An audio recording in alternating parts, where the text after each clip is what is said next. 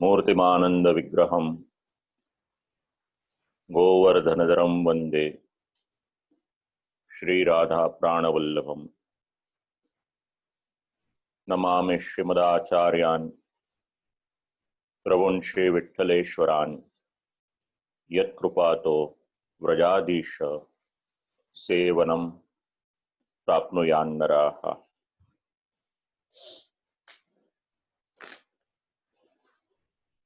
श्री भागवत विद्यापीठ द्वारा आयोजित पुष्टिरस महोत्सव अंतर्गत सिद्धांत मुक्लावली ग्रंथ તેનું આજે ત્રીજું અને અંતિમ સત્ર છે। જગતગુરુ શ્રીમદ વલ્લભાચાર્યજીની આ દિવ્ય વાણી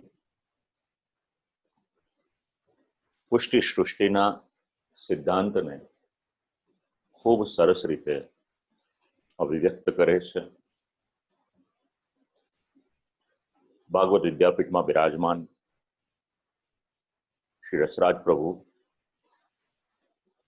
श्री आचार्य चरण, श्री यमुना महाराणी जी ना श्री चरणों में प्रणाम। जे विद्वज्जनों जे कोई पण माध्यम द्वारा आ वक्तव्य श्रवण करी रह्या छे विद्वज्जनों ने प्रणाम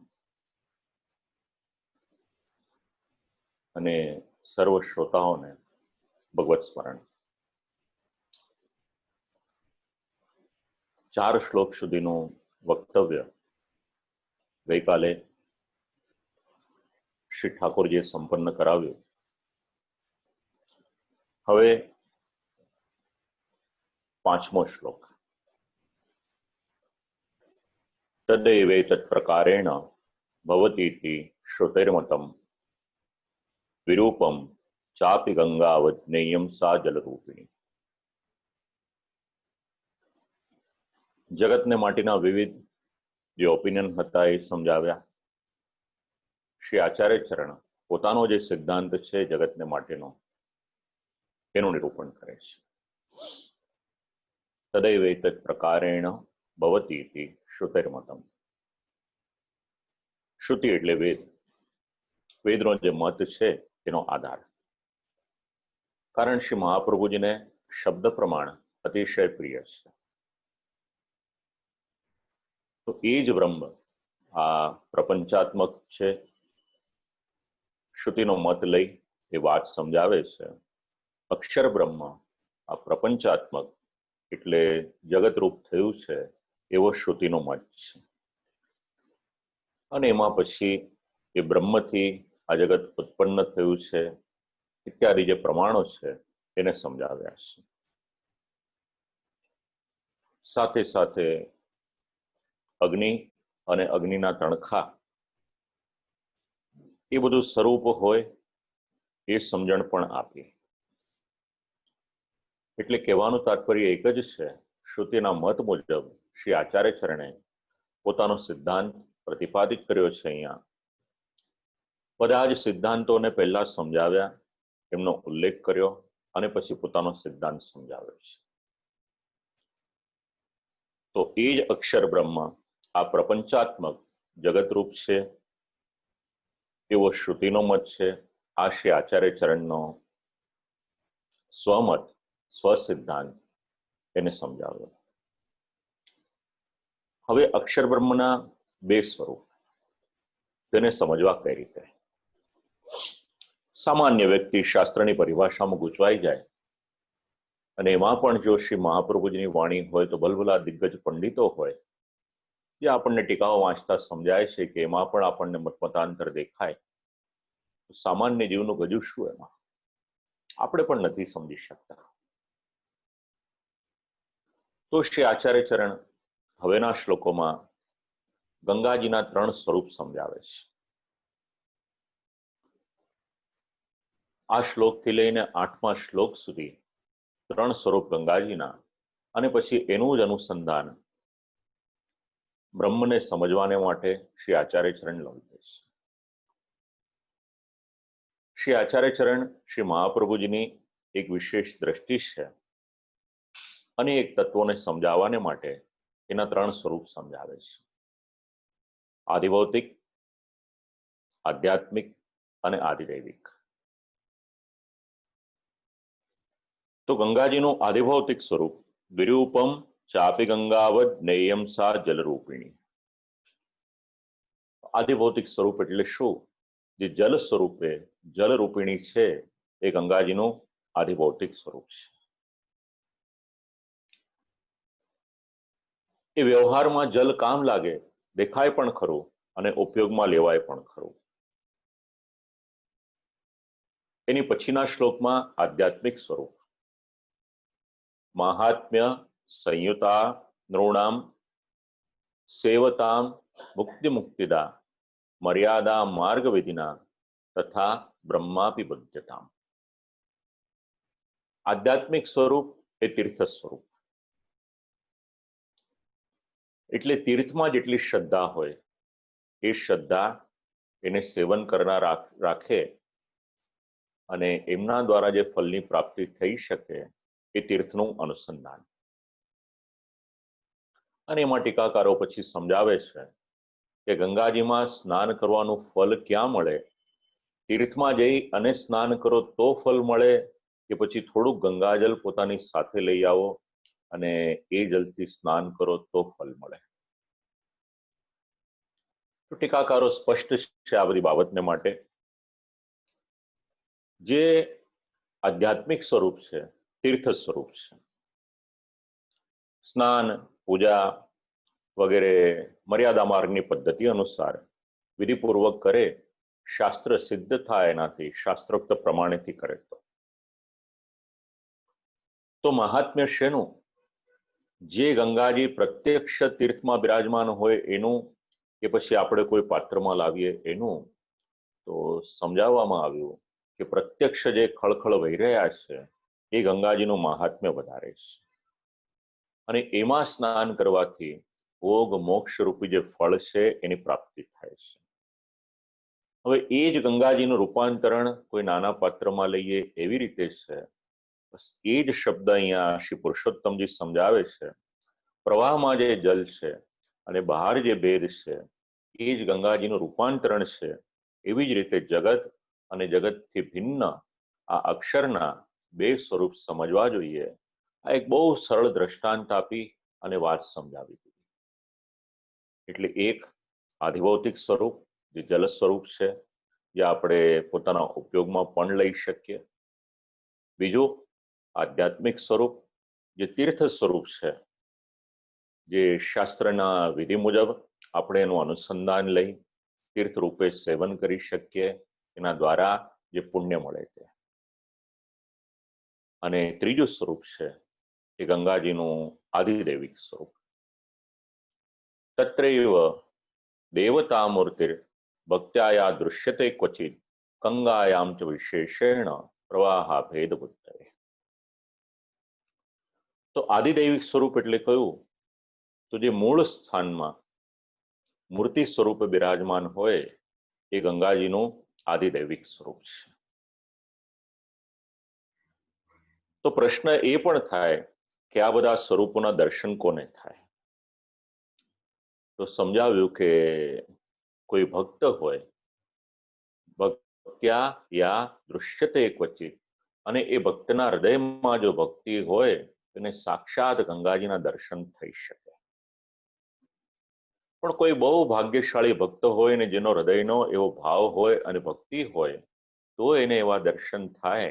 બાકી આદિભૌતિક ગંગાજીના દર્શન તો બધા કરી શકે, પણ એ આદિભૌતિક ગંગાજીમાં એનો ભાવ અને એની ભક્તિ દ્રઢ હોય, તેમાં તીર્થ સ્વરૂપ પણ જુએ અને એનાથી આગળ ગંગાજી કૃપા કરે તો સાક્ષાત એને દર્શન પણ આપે. એટલે જે મૂર્તિ સ્વરૂપે દર્શન આપે એ ગંગાજીનું આદિદૈવિક સ્વરૂપ છે. એના માટે સામગ્રી કઈ જોઈએ? એટલે શબ્દ પ્રયોગ કર્યો છે ભક્ત્યા. કેવળ તર્કથી નહીં, ભક્તિ રાખો તો ભક્તિ દ્વારા એના દર્શન થાય. અને જ્યાં ગંગાજી વહેતા હોય એ સ્થાનમાં પણ મૂર્તિ રૂપે દર્શન થઈ શકે. હરિદ્વાર જઈએ આપણે અને ગંગાજીનો જે પ્રવાહ છે ત્યાં આગળ મધ્યમાં એક મૂર્તિનું સ્થાપન કરવામાં આવ્યું છે. તો ત્યાં આપણને જલના અને મૂર્તિના બંનેના દર્શન આધિભૌતિક રૂપે થાય છે. પણ જો કોઈક ભગવદીય હોય, જેના મનમાં ભક્તિ છે, તો એ જ ગંગાજી જે રીતે આપણને આધિભૌતિક મૂર્તિના દર્શન થાય છે, એવી રીતે ત્યાં આગળ આધિદૈવિક મૂર્તિ સ્વરૂપે એને દર્શન આપી શકે. અને આપણા પુરાણો ગંગાજીને માટેના અનેક ચરિત્રોથી ખૂબ જ સુંદર રીતે અલંકૃત છે. શ્રીમદ ભાગવત હોય, મહાભારત હોય કે અન્ય પુરાણો હોય, તો એ સ્વરૂપના દર્શન કરવાને માટે ખાસ કરીને ભક્તિનો ઉદ્રેક થવો એ બહુ જરૂરી છે. પ્રવાહમાં અને આદિદેવી ગંગાજીમાં જેને ભેદ બુદ્ધિ નથી, એવા ભક્તજનને શ્રી ગંગાજી દર્શન આપે છે. કારણ કે તે ભક્ત વશ છે, એના પ્રવાહના મધ્યમાં એ પ્રત્યક્ષ થાય છે. તો દરરોજ દર્શન મળી શકે કે ન મળી શકે, એટલે શબ્દ પ્રયોગ કર્યો છે ક્વચિત, દરરોજ નહીં. ક્યારેક એવો અનુગ્રહ થાય તો એને દર્શન થઈ શકે, રોજ ન થઈ શકે. અને પછી ક્વચિત શબ્દને સ્થાનવાચક અને કાલવાચક આ બંને રીતે શ્રી બ્રજરાજજી એ સમજાવે છે. તો સામગ્રી કઈ લઈ જવાની, એટલે કહ્યું કે અભેદ બુદ્ધિ રાખો તો ગંગાજીના જલમાં જ આધિભૌતિક, આધ્યાત્મિક અને આદિદૈવિક આ ત્રણેયના દર્શન એ સિદ્ધ થઈ શકશે. કારણ આધિભૌતિક ગંગાજીમાં જ આદિદૈવિક ગંગાજીનો આવિર્ભાવ થાય છે. એવું ન થઈ શકે કે ક્યાંક સરસ્વતીજીનો પ્રભાવ વહેતો હોય અને ત્યાં આગળ ગંગાજીના દર્શન થાય, એ શક્ય નથી. એટલે પ્રાથમિક અવસ્થા હોય, આધિભૌતિક ગંગાજી હોય, એમાં જ આધિદૈવિક ત્યાં સુધીનો એ કક્ષા સુધી પહોંચી શકે, આ ટીકાકારોનું મંતવ્ય છે. તો જ્યાં સુધી અક્ષર બ્રહ્માત્મકનું જ્ઞાન ન હોય, ત્યાં સુધી એમનું દર્શન થવું એ પણ દુર્લભ છે. અને જ્યારે અભેદ બુદ્ધિ થાય છે, ત્યારે એને ભગવાનના દર્શન થાય છે. આ વાત સમજાવવામાં આવી.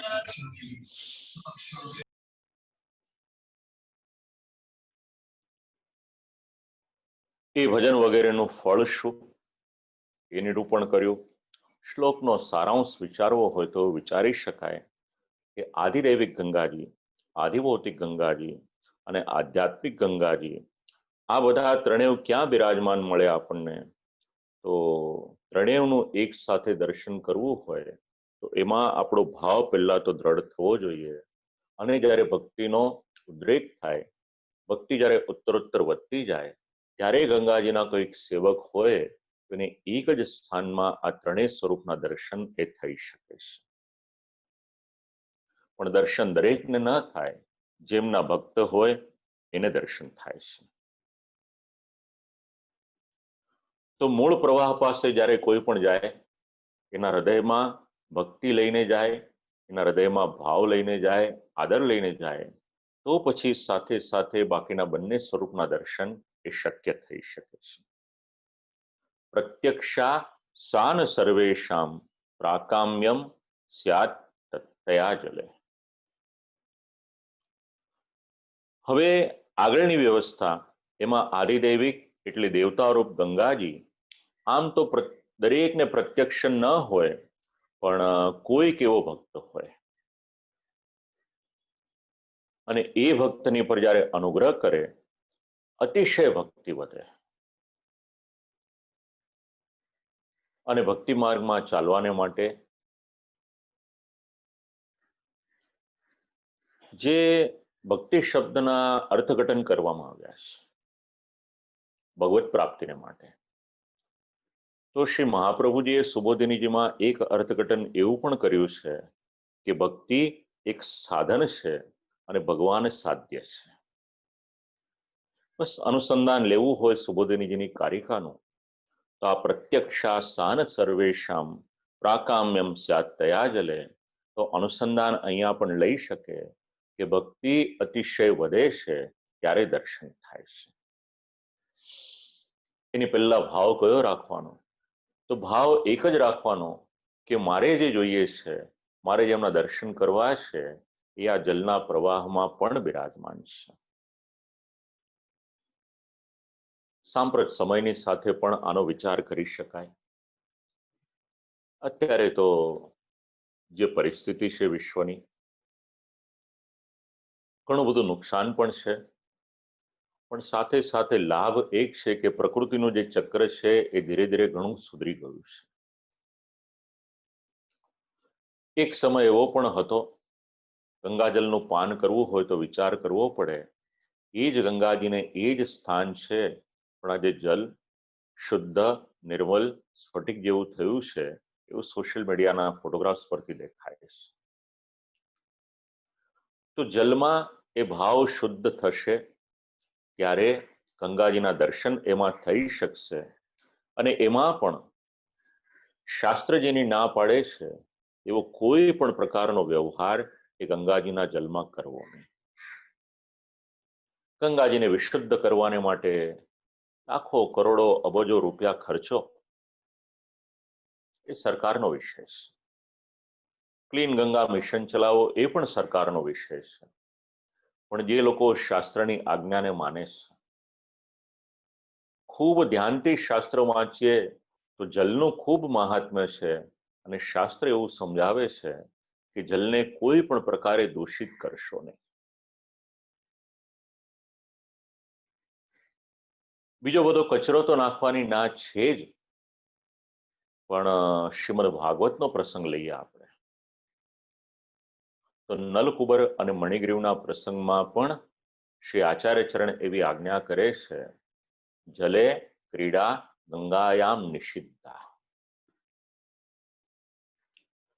તો ગંગાજીનું જલ પવિત્ર છે, એમાં ક્રીડા પણ નિષિદ્ધ છે. તો બાકીનો તો ગટરનું પાણી એમાં જાય, અથવા તો પછી ફેક્ટરીનો કચરો એમાં જાય, બીજો બધો કચરો એમાં જાય, તો પછી ગંગાજી વિશુદ્ધ થઈ શકે ક્યાંથી? બસ આ ષોડશ ગ્રંથ એને સાંપ્રત સમયની સાથે જો આપણે લેવા હોય તો ટીકાકારોના જે મત છે એને પણ વિચારી શકાય. પણ શક્ય હોય ત્યાં સુધી મૂળ સ્વરૂપને જાણીએ એ શ્રેયસ્કર છે આપણા માટે. ભક્તિ વધે ત્યારે ગંગાજીના દર્શન થાય તો ભગવદીએ પણ એમ જ સમજવાનું કે ભગવાન આ જગતમાં બિરાજમાન છે જ.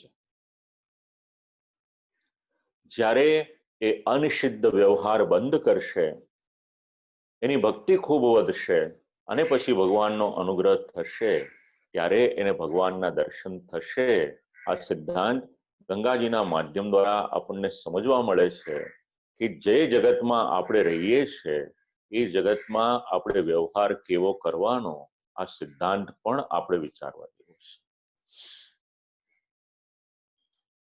ગંગાજીના દર્શન થાય પછી પણ પ્રવાહના દર્શનની વિશેષતા ખરી કે નહીં, તો વિહિતાશ્ય ફલાત તદ્વી પ્રતિત્યાપી વિશિષ્યતે. અંતઃકરણમાં પ્રતીતિ એનું અધિકપણું જણાવ્યું. આધિભૌતિક સ્વરૂપ છે એનો પણ કાયમને માટે આદર કરવાનો. ક્યારેય પણ એ જલનો અનાદર ન કરીએ, કારણ કે દરેકને પ્રત્યક્ષ નથી, પણ એ જલમાં તો ગંગાજી સાક્ષાત બિરાજમાન છે જ, એમાં શંકાને કોઈ સ્થાન નથી. અને જ્યારે આ બધા શ્લોકો પૂજ્ય શ્રી દાદાજી જ્યારે સમજાવતા હતા ત્યારે એવું યાદ આવે છે કે આ શ્લોકના અનુસંધાનમાં પંડિત જગન્નાથ ગંગા લહેરીનો જે પ્રસંગ છે એનું અનુસંધાન સમજાવતા હતા. 3 વક્તાઓના મુખે એનું અનુસંધાન શ્રવણ કરવા મળ્યું.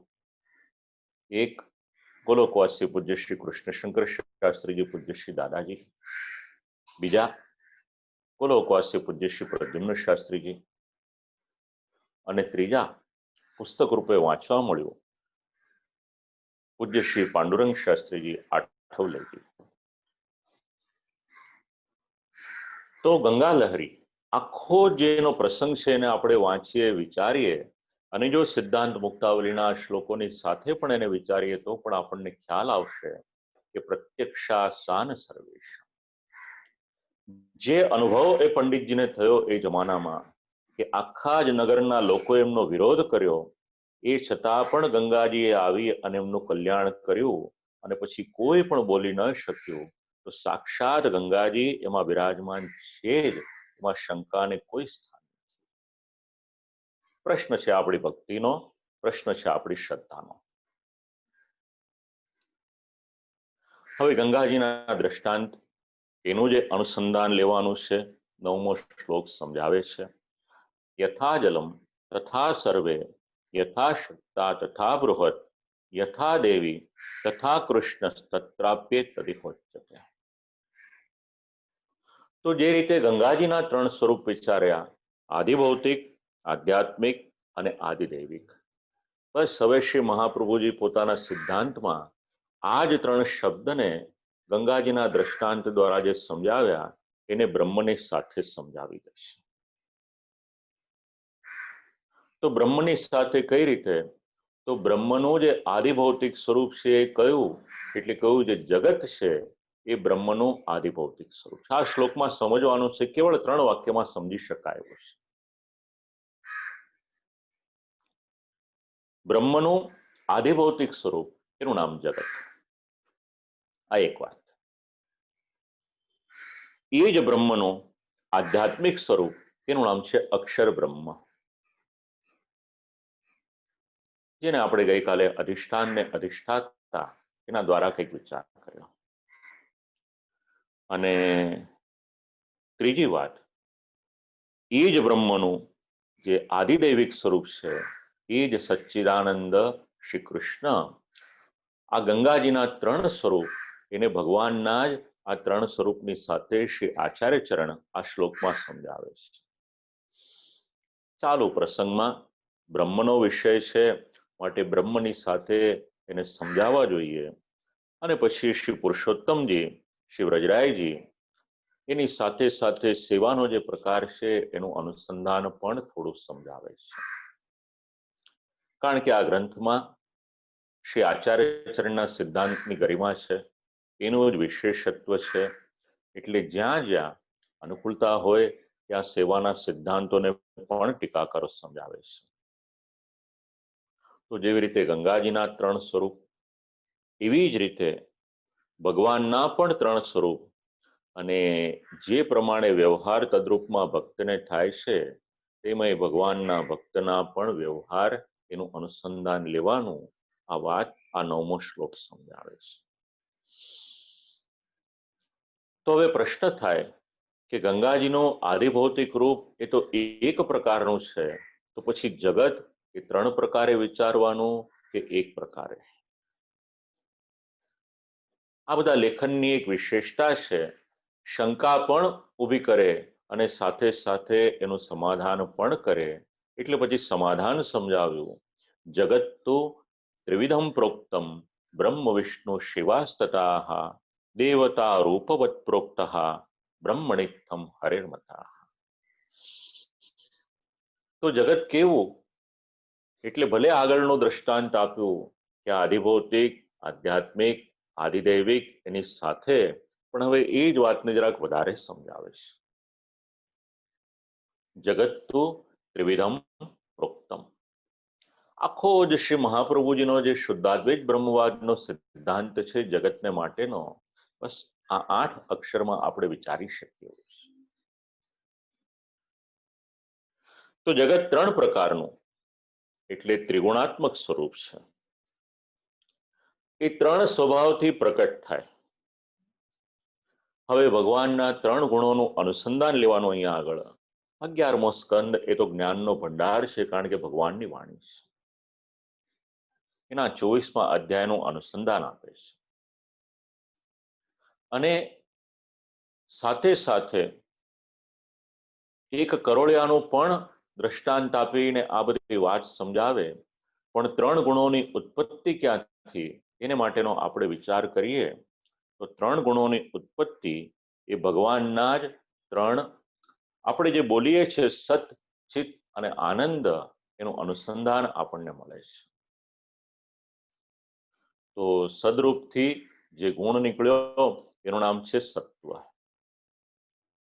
ચિદ્રૂપથી જે નીકળ્યો એનું નામ છે રજોગુણ, અને આનંદ અંશથી તમો ગુણ. આ ત્રણ ગુણ નીકળ્યા છે. તો એ પ્રશ્ન થાય કે આ ત્રણેય ગુણોનો સ્વભાવ કેવો?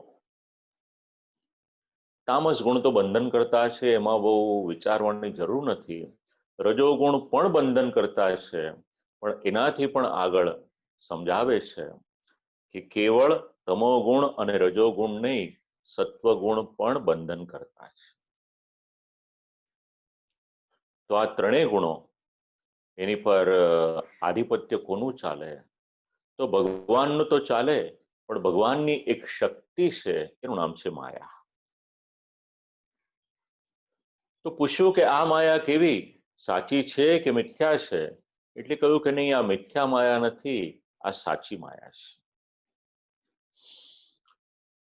તો એનું શું કારણ કે આને સાચી કહી? એટલે સમજાવ્યું કે આ માયા ભગવાનના અંતઃકરણમાંથી ઉત્પન્ન થઈ છે. કારણ કે દરેક કાર્ય કે ભગવાન ન કરે, ભગવાન એ કરવાને માટે કોઈકને ને કોઈકની નિયુક્તિ કરી દેશે. જે રીતે બ્રહ્મા, વિષ્ણુ અને મહેશ ત્રણેયની નિયુક્તિ કરી, જે બાલબોધમાં આપ લોકો સમજ્યા હશો. તો અહીંયા આગળ માયા ભગવાનના અંતઃકરણમાંથી પ્રકટ થઈ, અને માયાએ આ ગુણોને કાર્ય માટે પ્રકટ કર્યા. તો જે રીતે એક દીકરો હોય પોતાની માને વશ રહે, એવી જ રીતે આ ગુણો પણ માયાને વશ રહે છે. એનું અનુસંધાન શ્રીમદ ભગવદ્ ગીતાના 14મા અધ્યાય સાથે પણ આપ્યું છે. તો ત્રણેય ગુણોનો સ્વભાવ એ જીવને બંધન કરતા છે. તમો ગુણની વૃદ્ધિ થાય, રજોગુણની વૃદ્ધિ થાય, સત્વગુણની વૃદ્ધિ થાય. એ જ રીતે એના અધિષ્ઠાતા તરીકે ત્રણ દેવ છે, એ તો સુવિખ્યાત છે. તો બ્રહ્મા, વિષ્ણુ અને શિવ, આ ત્રણેયની ઉત્પત્તિ શેને માટે?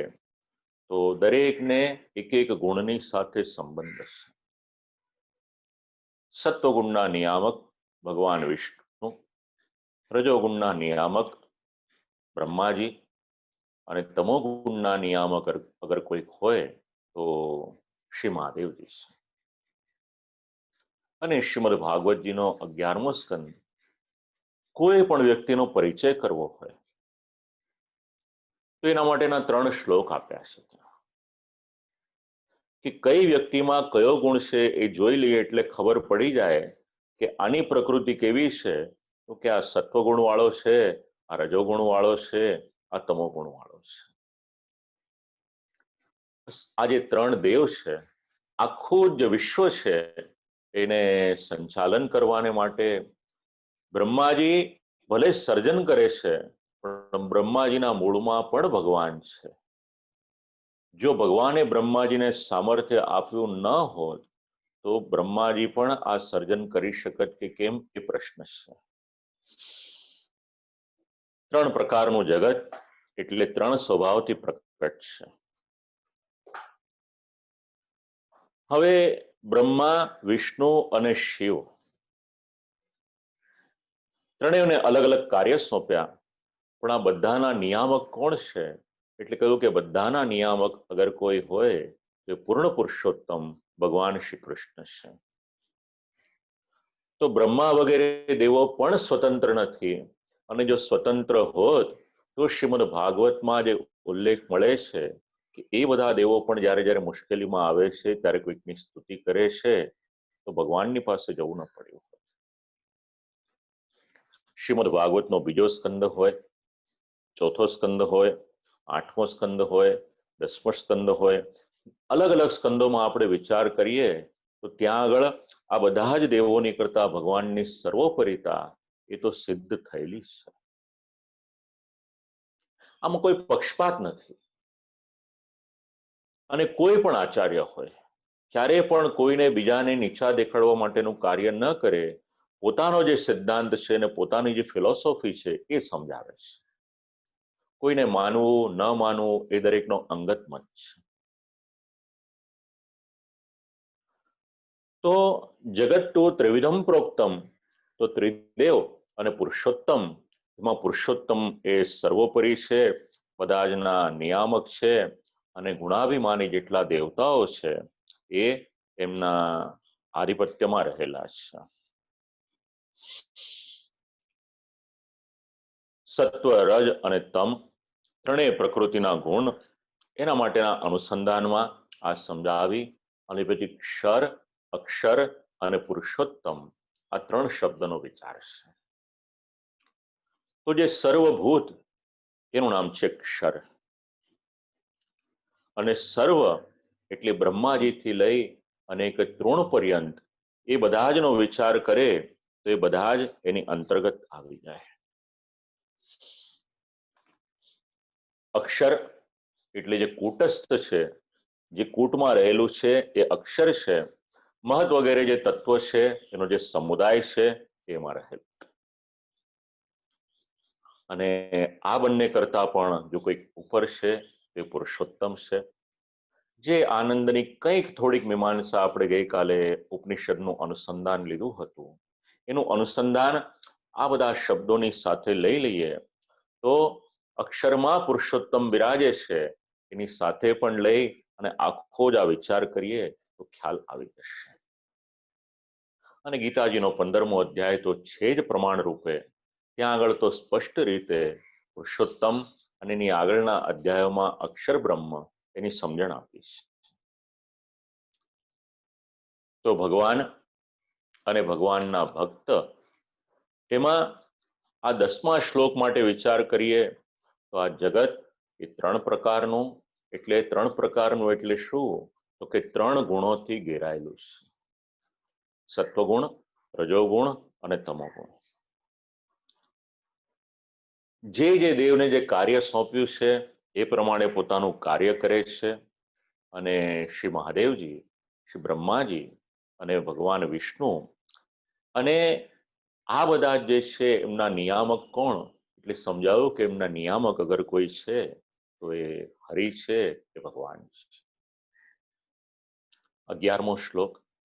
કામચારસ્તુ લોકેસ્મિન બ્રહ્માદિભ્યો ન ચાન્યથા પરમાનંદ રૂપે તો કૃષ્ણે સ્વાત્મની નિશ્ચયા.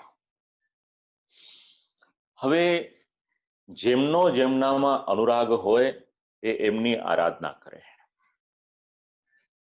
પણ આરાધના કરવાને માટે એક સામાન્ય સમજણ એવી આપવામાં આવી છે કે કોઈનું પણ આરાધન કરો, એમનું મહાત્મ્ય જ્ઞાન પહેલા જાણી લો કે એમની આરાધના કરવાથી ક્યાં સુધી પહોંચી શકીશું. તો કામચારસ્તુ લોકેસ્મિન, કામનો અર્થ થાય છે ઈચ્છા, અને ચારનો અર્થ થાય છે પ્રાપ્તિ અથવા તો ભોગ. તો સામાન્ય માણસ હોય, જેને શાસ્ત્રની બહુ સમજણ ન હોય, જેને દેવ અને ભગવાનનો અર્થ અને એનો તફાવત શું છે એ પણ ખબર ન હોય, તો પછી એને તો કંઈ પણ પોતાની વસ્તુની આવશ્યકતા હોય તો કોની પાસે જશે? તો જે દેવમાં એની મતિ હશે, એની આસ્થા હશે, ત્યાં જશે. તો આવી રીતે કોઈકની આસ્થા હોય, કોઈ બ્રહ્માજીનું આરાધન કરે, કોઈ વિષ્ણુનું આરાધન કરે, તો એમનો સંકલ્પ એ પરિપૂર્ણ થાય કે નહીં? તો સામાન્ય રીતે દેવોથી એમનો સંકલ્પ એ પરિપૂર્ણ થઈ શકે, ન થઈ શકે એવું નહીં. પણ બ્રહ્માદિક સિવાય બીજા કોઈથી પણ મનોરથની પૂર્તિ થતી નથી, અથવા તો પછી એ લોકોએ જે મનોરથ ધારેલા હોય એનાથી વિરુદ્ધ પ્રકારથી પણ થતું નથી.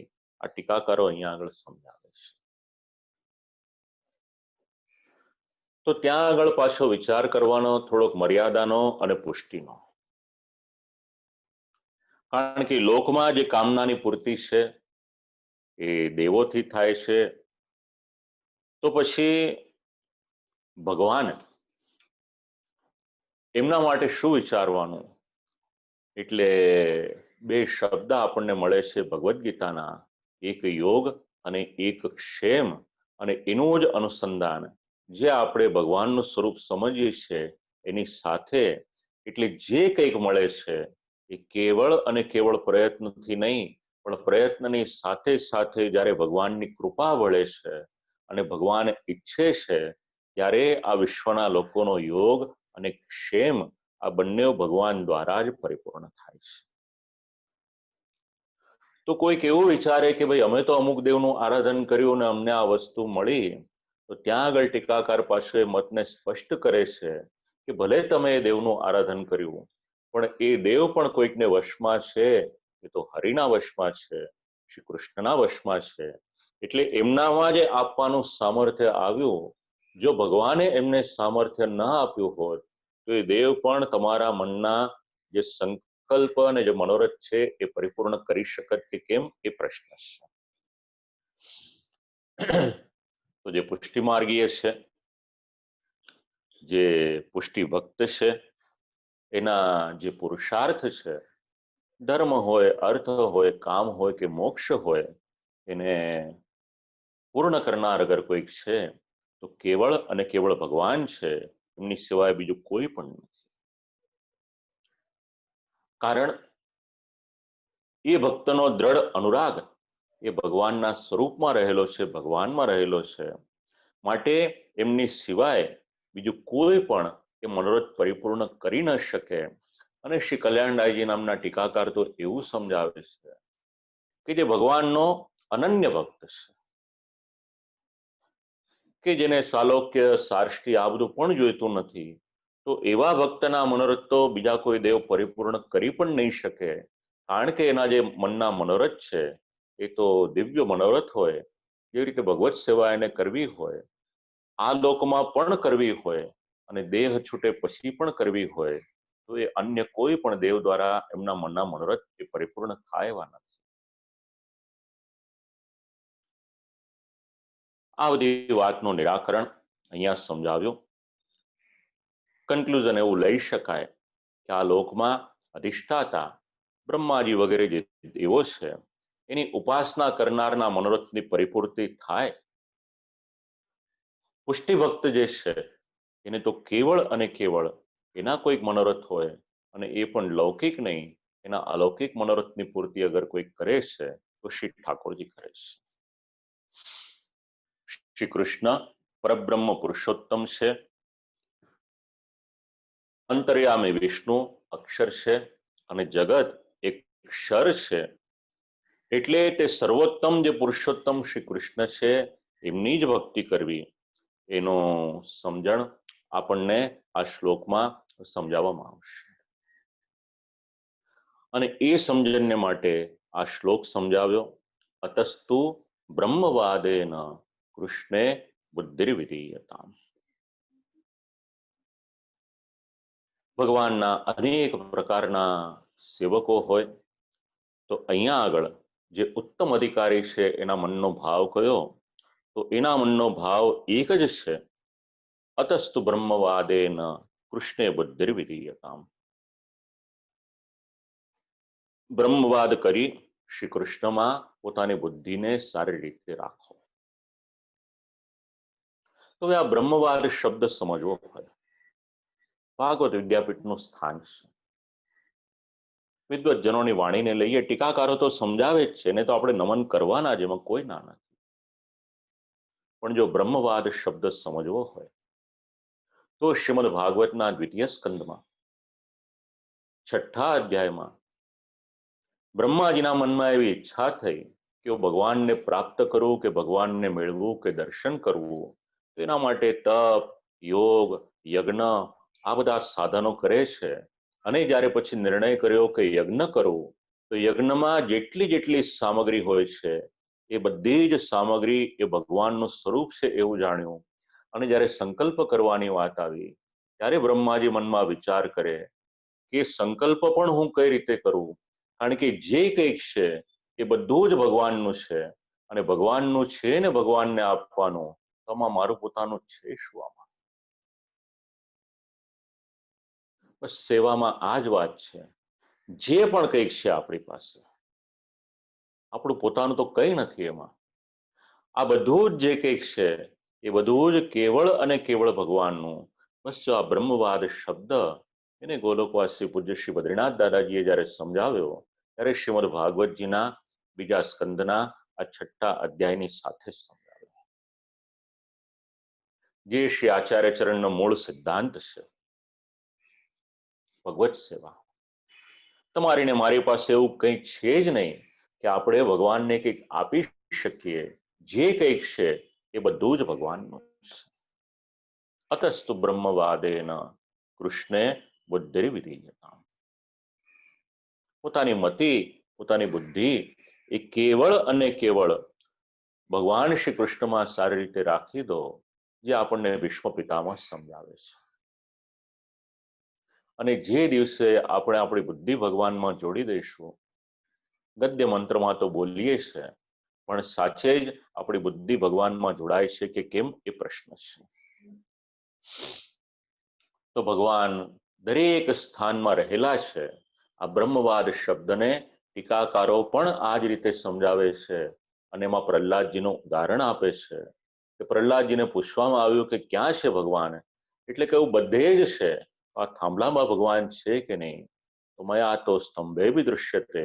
અને એ સમયે સત્યમ વિધાતુમ નિજવૃત્ત ભાષિતમ, આ સેવકનું વચન સત્ય કરવાને માટે ભગવાન થાંભલામાંથી પણ પ્રકટ થયા. બસ આ જ બ્રહ્મવાદનો સિદ્ધાંત આ શબ્દની ઉપર સમજાવવામાં આવ્યો છે. પુષ્ટિનું ફલ હોય કે અન્ય ફલ હોય એ આપનાર અગર કોઈક છે તો ભગવાન છે.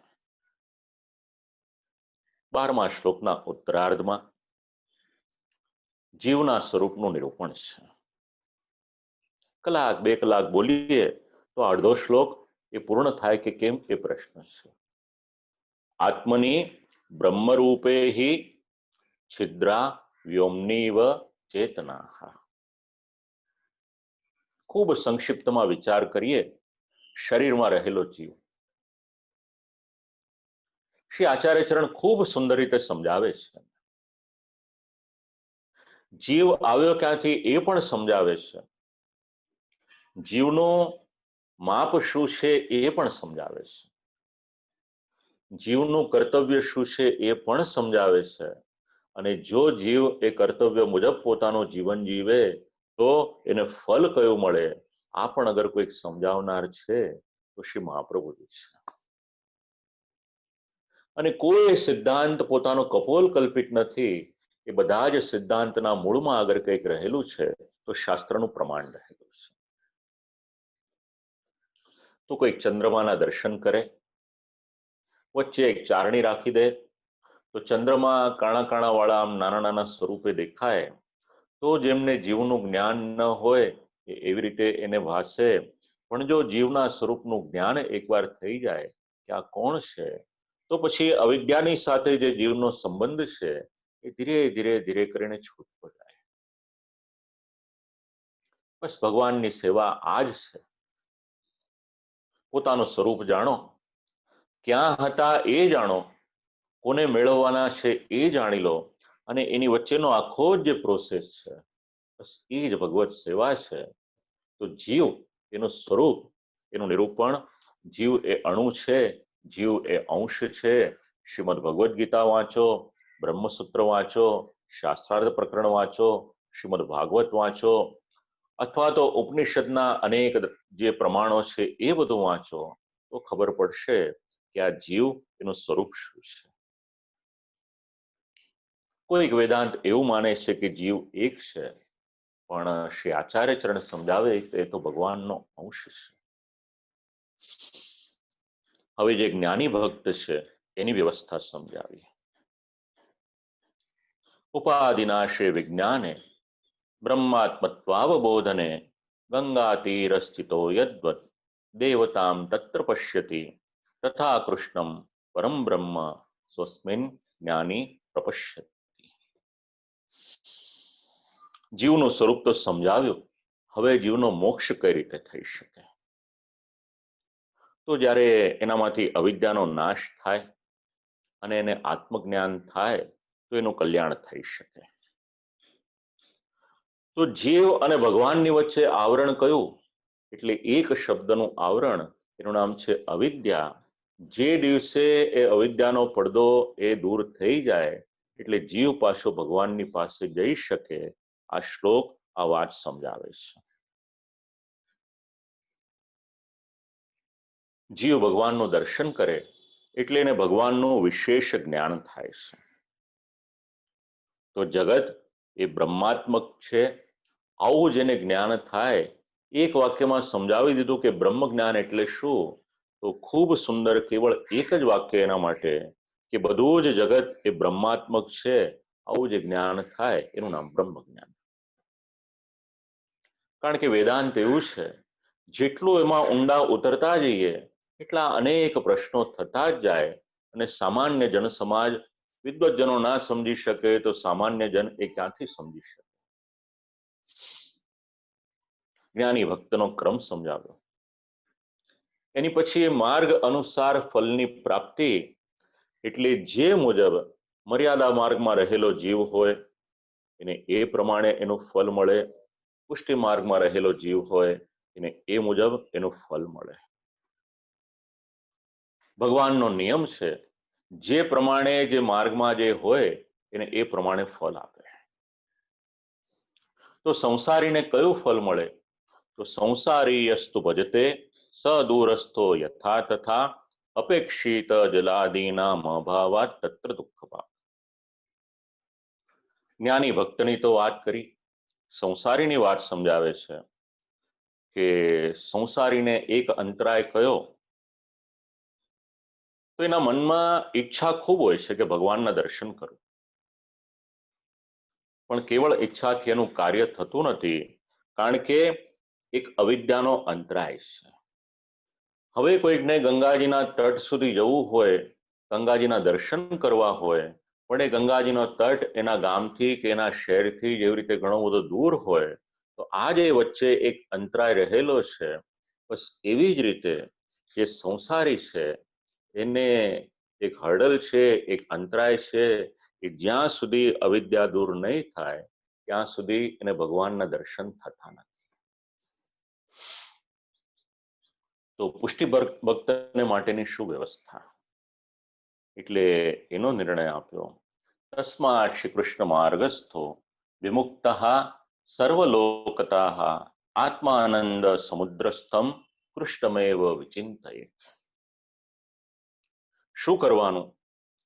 એટલે એના માટે શ્રી કૃષ્ણના માર્ગમાં રહેવાનું, સાથે સાથે બધો જે સંસાર છે એમાંથી છૂટા પડવાનું, અને ભગવદ આનંદરૂપ સમુદ્રમાં વિહાર કરતા કરતા ભગવાન શ્રી કૃષ્ણની ભક્તિ જે કરે. તો એ સંસાર એને છોડવો કઈ રીતે? સંસાર છોડીને શુદ્ધ પુષ્ટિ માર્ગીય થઈ અને ભગવાનને ભજવા એમ તો કહ્યું, પણ સંસાર છૂટે કઈ રીતે? તો આપણે જેને સંસાર સમજીએ છીએ અને શ્રી મહાપ્રભુજી જેને સંસાર શબ્દથી સમજાવે છે એ સમજવાનું. તો સંસાર એને છોડવાનો એટલે શું? અહંતા અને મમતા આ બંનેને છોડી દે એટલે સંસાર છૂટી જાય. અને જો છોડી ન શકે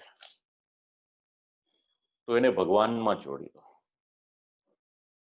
આ હું અને આ મારું, તો પ્રભુ હું પણ આપનો, અને મારી સાથે જે કંઈક છે એ બધું જ મેં આપને સમર્પિત કરી દીધું. મારો દેહ પણ આપનો, મારી બુદ્ધિ પણ આપની, મારી ઇન્દ્રિયો પણ આપની, મારો પરિવાર, મારી પત્ની, મારો દીકરો, મારું ઘર, જે પણ કંઈક છે, જેની પર મારી સત્તા છે, આ બધું જ હું આપને સમર્પણ કરી દઉં છું. બસ ભગવાનને મેળવવા હોય, ભગવાનને પ્રાપ્ત કરવા હોય, તો જીવનમાં આટલું આપણે ઉતારી દઈએ તો પછી કોઈ અંતરાય એ પુષ્ટિ ભક્તને બહુ નડશે. આ શ્રી મહાપ્રભુજીનો વેદાંત છે. હવે કોઈ એમ વિચાર કરે કે અત્યંત અધમ કોઈ અધિકારી હોય એનું શું? તો લોકાર્થી ચેત ભજેત કૃષ્ણમ ક્લિષ્ટો ભવતિ સર્વથા ક્લિષ્ટોપી ચેત ભજેત કૃષ્ણમ લોકો નશ્યતિ સર્વથા. કોઈના મનમાં બહુ બધી આકાંક્ષા હોય, બહુ બધી ઈચ્છા હોય. લોકાર્થી એટલે શું? એટલે જેને લૌકિક પદાર્થોની ઈચ્છા છે એનું નામ લોકાર્થી. પછી એમાં ઘણું બધું આવી જાય, ધન ગણો, સંપત્તિ ગણો, સત્તા ગણો, પ્રસિદ્ધિ ગણો, જે ગણવું હોય. જે પુરુષાર્થોની ચર્ચા બાલબોધની આગળ કરવામાં આવી છે એ બધા જ એમાં આવી જાય. તો એવી રીતે કોઈક શ્રી કૃષ્ણની ભક્તિ કરે, કોઈક શ્રી કૃષ્ણની સેવા કરે તો શું? તો એને ક્લેશ થાય, અને જેને ક્લેશ થયો છે એ પણ જો શ્રી કૃષ્ણને એવી રીતે ભજે, એનો લોક છે એ નષ્ટ થાય છે. તો સંસારી ભક્ત એ 3 પ્રકારના છે. એક સંસારની નિવૃત્તિની ઈચ્છા રાખનાર છે, બીજો સેવાનો આગ્રહી છે, અને ત્રીજો અનાગ્રહી છે. સેવા થઈ તો પણ ઠીક, અને ન થઈ તો પણ કંઈ વાંધો નહીં. ઠાકોરજી તો ઘરે પુષ્ટાવ્યા છે, હવે પુષ્ટાવેલા ઠાકોરજીની સેવા તો કમ્પલસરી કરવી પડે. પછી એના મનમાં વિચાર આવે કે એની કરતા ઠાકોરજીને પુષ્ટાવીએ નહીં, એટલે આપણા ઠાકોરજી પણ છૂટા અને આપણે પણ છૂટા. એટલે પછી એના મનમાં એવું હોય કે સેવા કરું તો પણ ઠીક, અને કદાચ અઠવાડિયું બહારગામ જવું પડ્યું, મારા ઠાકોરજી જ્યાં બિરાજમાન છે ત્યાં ભલે રહ્યા, કશો જ વાંધો. તો લોકાર્થી હોય, સંસારી ભક્ત હોય, એની પછી મધ્યમાધિકારી, પુષ્ટિમાર્ગી, મર્યાદા માર્ગી, એના માટેનો નિર્ણય આપ્યો. જ્ઞાનાભાવે પુષ્ટિમાર્ગી તિષ્ઠેત પૂજોત્સવાદિષુ મર્યાદા સસ્તુ ગંગાયામ શ્રી ભાગવત તત્પરા. હવે કોઈકને સમજણ ઓછી છે, શ્રદ્ધા તો છે પણ સમજણ ઓછી છે, તો શું? તો ગંગાજીના તટ ઉપર જાય. કારણ પુષ્ટિમાં સ્થાનનો કોઈ બાદ નથી. પુષ્ટિમાં તો જ્યાં શ્રી ઠાકોરજીને બિરાજમાન કર્યા ત્યાં શ્રી ઠાકોરજી અનુગ્રહ કરે, એની કોઈ પણ પ્રકારના સ્થાનનો બહુ બાદ નથી. પણ જ્ઞાન નથી, સમજણ નથી, તો જ્ઞાનાભાવે પુષ્ટિ માર્ગી એવા જે છે. તો શ્રીમદ ભાગવતમાં જે રીતે આજ્ઞા કરી છે, તિષ્ઠેત પૂજોત્સવાદિષુ, એકાદશ સ્કંદની આજ્ઞા પ્રમાણે જીવન જીવવાનું, અને શ્રીમદ ભાગવતનો પાઠ, એનું સેવન કરવાનું. સંપ્રદાયના સિદ્ધાંતોને સમજવાને માટે શ્રીમદ ભાગવત ખૂબ ઉપયોગી છે. કથા કરવી આખો અલગ વિષય છે, પણ શ્રીમદ ભાગવતને સમજવું અને એ પણ પુષ્ટિમાર્ગીય દ્રષ્ટિકોણથી એ આખો અલગ વિષય છે. તો પછી પુષ્ટિમાર્ગ એના માટે રહેવાનું કોઈ સ્થાન નક્કી કરવું જોઈએ કે નહીં? એટલે એક વાક્યમાં સમજાવી દીધું, અનુગ્રહાઃ પુષ્ટિમાર્ગે નિયામક ઇતિ સ્થિતિ. એમાં તો કેવળ અને કેવળ ભગવાનનો અનુગ્રહ એ જ સ્થિતિ છે ને એ જ નિયમ છે. પછી એના માટે કોઈ પણ પ્રકારનો બાદ નથી. સિદ્ધાંત તરીકે આ બધા વાક્યો ખૂબ ઉપયોગી છે. શ્રી આચાર્ય ચરણની આજ્ઞા. પુષ્ટિ મિશ્ર મર્યાદા માર્ગી એને ફળ કયું, અને જ્ઞાન માર્ગથી ભક્તિ માર્ગ ઉત્તમ છે, એનું નિરૂપણ ઉભયોસ્તુ ક્રમેણૈવ પૂર્વોક્તૈવ ફલિષ્યતિ. હવે કોઈ મર્યાદા માર્ગમાં હોય, કદાચ એની પર કૃપા કરે તો કૃપાના ફલ સ્વરૂપે એને ત્યાંથી ધીરે ધીરે કરી અને આગળ લઈ આવે. કદાચ પુષ્ટિમાં પ્રવેશ પણ કરાવે, આમ કરીને પણ એનું કલ્યાણ કરી શકે. એ અલગ અલગ મત છે. શ્રી પુરુષોત્તમજી પણ સ્પષ્ટીકરણ કરે છે, શ્રી ગોકુલનાથજી પણ સ્પષ્ટીકરણ કરે છે, ટિપ્પણમાં ક પણ કંઈક લખવામાં આવ્યું છે. તો મર્યાદા માર્ગીય ભક્ત એ જ્ઞાની અને ભક્તિ પ્રધાન, પણ એની પર જો અનુગ્રહ કરે તો એને કયું ફળ આપે, અને એવો જો અધિકારી ન હોય તો કદાચ ભગવાન પ્રસન્ન થાય તો એને મુક્તિ આપી દે, પણ એને ભક્તિ નથી આપતા.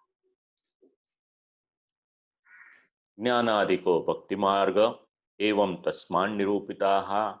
જ્ઞાન માર્ગ કરતા ભક્તિ માર્ગ, એનું મહાત્મ્ય અનેક ગણું વધારે છે. એની પછી શાસ્ત્રના પ્રમાણો આપી અને એ વાતને સિદ્ધ કરી. હવે એનાથી આગળ જે આરૂઢ પતિત છે, ભક્ત્ય ભાવે તુ તીરસ્થો યથા દુષ્ટૈસ્વ કર્મભીઃ અન્યથા ભાવમાં અન્યથા ભાવમાપન્નસ્તસ્માत् સ્થાનાચ્ચ નશ્યતિ. તો જે આરૂઢ પતિત છે એને તો વારંવાર હીન યોનિમાં સતત એને જન્મ લેવો જ પડે, એની પાસે બીજો કોઈ ઓપ્શન નથી.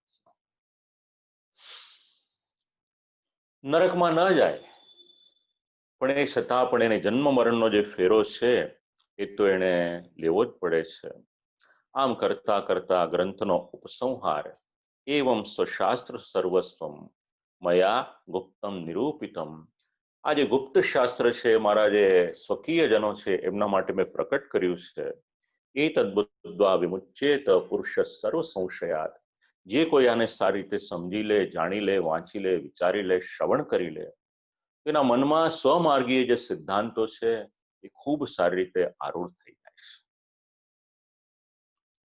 શ્રી આચાર્ય ચરણની વાણી એવી છે, જેટલો પણ સમય હોય એમાં ઓછો જ પડે આપણને.